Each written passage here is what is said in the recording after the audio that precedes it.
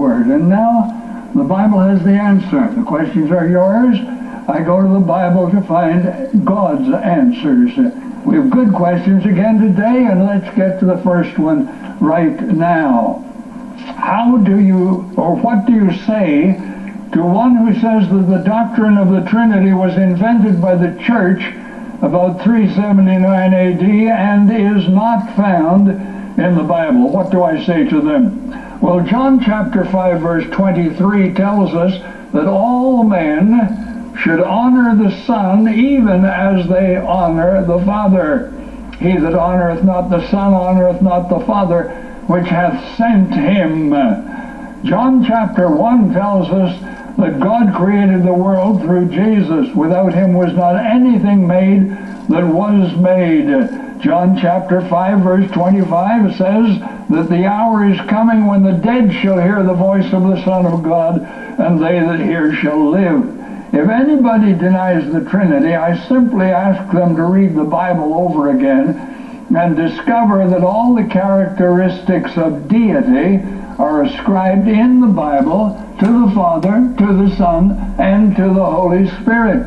Three in one God, eternal God. The attributes of God, his eternality, his power, omnipotence, that he knows everything, his omnipresence, and his all-knowing. Jesus is God. Everywhere in the Bible we discover that. And now question number 2. Did Jesus teach us to keep the law, or did he abolish it? Well, Matthew 5 verse 17, Jesus said, I came not to destroy the law, but to fulfill it. And Jesus did exactly that. He was the only person in all of history who fully obeyed and kept the law, something that the rest of us have never done and cannot do. In fact, Romans chapter 3 verse 10 tells us, there is none righteous, no, not one. The law is holy and just and good, but by the deeds of the law shall no flesh be justified. I read in Romans chapter 3 and verse 20.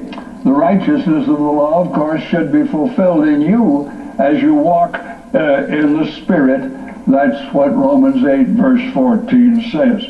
Now, if you and I could be saved by our earnest attempts to keep the Mosaic law, then Jesus would never have needed to die on the cross. He died for you, he died for me, because we had broken the law of God and we were under condemnation. And now let's get to question number 3 for today. What does Genesis 3:15 mean? Well, that was God's promise to Eve. The seed of the woman shall bruise the serpent's head, and he, that is Satan, will bruise his heel. That was poetic language, colorful language, to describe what Jesus did on the cross. He destroyed Satan by the sacrifice of himself.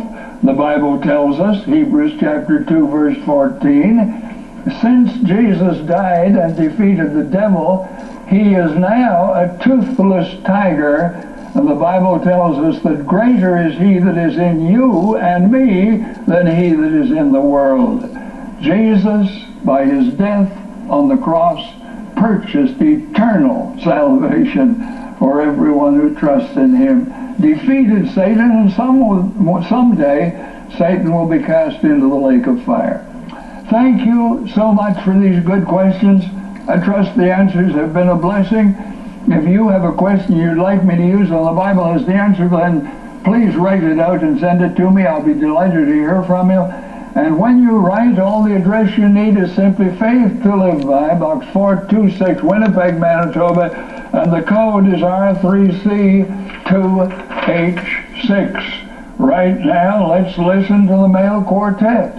Good news, someone is praying for you.